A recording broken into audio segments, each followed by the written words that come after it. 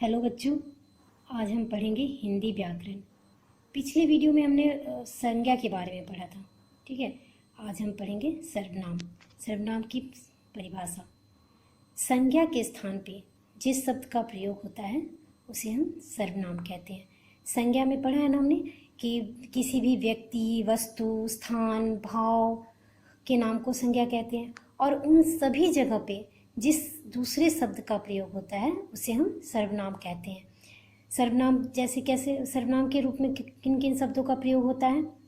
मैं, तुम, वह, आप, जो, कुछ, कौन, ये सारे जो हैं सर्वनाम के शब्द हैं। ठीक है, तो आप देखिए, जैसे सीता 6ठी कक्षा में पढ़ती है, सीता का भाई दूसरी कक्षा में पढ़ता है, सीता को अध्यापक पढ़ाते हैं। तो इसमें क्या है, ये जितने भी सेंटेंस हैं इसमें क्या लिखा हुआ है? सीता, बार बार ये सीता वर्ड आया है ना। तो इसके जगह पे हम क्या लिख सकते हैं?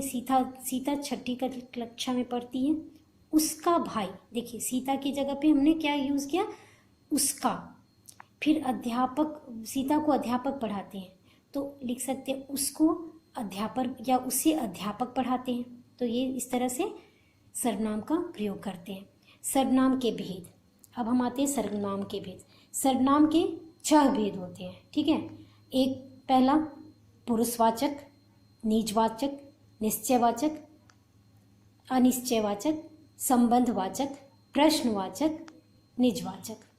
ठीक है, तो अब देखिए हम लोग समझ लेते हैं पहले पुरुषवाचक क्या है। पुरुष मतलब जिस सर्वनाम शब्द से कहने वाला, सुनने वाला या जिसके विषय में बात किया जा रहा उसका बोध होता है तो उसे क्या कहते हैं हम? पुरुषवाचक। जैसे मैंने उससे कल ही कहा था कि वह आज नहीं आएगा, तो इसमें क्या हुआ? हम अपने बारे में भी बोल रहे हैं और दूसरे को हम बता रहे हैं। जैसे मैंने आपसे कुछ बात पूछा तो आपके विषय में कहा, और तीसरा व्यक्ति के बारे में भी हम बता रहे हैं कि वो नहीं आएगा, तो इसमें 3 आदमी का प्रयोग हुआ, तो इसे हम पुरुषवाचक कहेंगे। ठीक है, इसके बाद देखिए हम आते हैं निजवाचक। सेकेंड है आपका निश्चयवाचक। जिन सर्वनाम से किसी निश्चित वस्तु या व्यक्ति का बोध हो।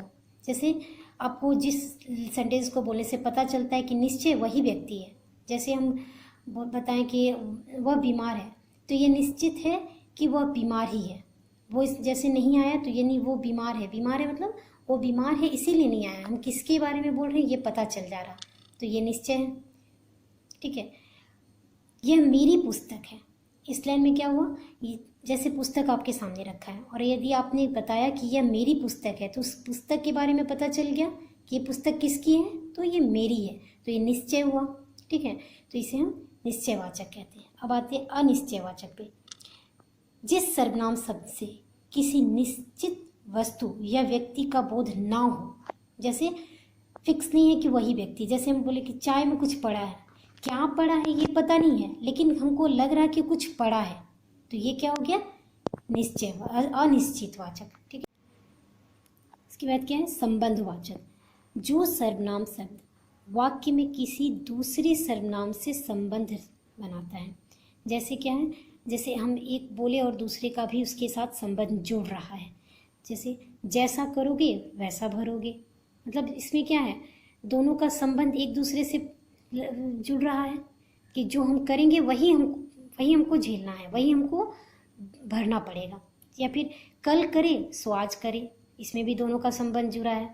जो सोता है सो खोता है, इसमें भी क्या है? जो सोएगा वही खोएगा, तो मतलब इस दोनों शब्द में क्या है? एक दूसरे का संबंध जुड़ा हुआ है, तो ऐसे शब्द को हम संबंधवाचक सर्वनाम कहते हैं। इसके बाद क्या आता है? प्रश्नवाचक सर्वनाम। जिन सर्वनाम शब्दों का प्रयोग प्रश्न पूछने के लिए किया जाता है। जैसे कोई भी सेंटेंस जैसे आप बोले और उससे पता चल रहा है ये क्वेश्चन है, यानी प्रश्न पूछा जा रहा है इससे, तो क्या है? तुम कहाँ जा रहे हो, तो कहाँ एक प्रश्न हुआ, और इसके साथ प्रश्न सूचक चिन्ह का भी प्रयोग होता है। कौन आ रहा है, ये भी प्रश्न है, कौन। तुम्हारा नाम क्या है, ये भी प्रश्न हुआ। तो इस तरह से हम इसे प्रश्नवाचक सर्वनाम कहेंगे। इसके बाद क्या आता है? 6ठा निजवाचक सर्वनाम। जहाँ कर्ता के लिए अपना अपने आप स्वयं, खुद या आप शब्दों का प्रयोग किया जाता है। मतलब देखिए, इसमें शब्द से ही आप पहचान लेंगे कि ये क्या है, निजवाचक। निज मतलब अपना, निज का अर्थ ही होता है अपना। तो जिससे अपने का संबोधन या स्वयं का, तो उसे हम निजवाचक सर्वनाम कहते हैं। जैसे देखिए, वह अपना काम कर रहा है, मतलब वो किसी और का नहीं, स्वयं का काम कर रहा है।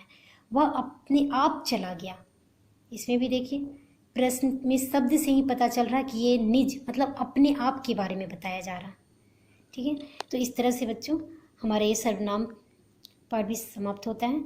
यदि इसमें आपको कोई भी प्रश्न पूछना हो तो आप कमेंट्स बॉक्स पे भेज सकते हैं। और यदि आपको वीडियो पसंद आया तो लाइक करें, शेयर करें, आप सब्सक्राइब जरूर करें। धन्यवाद।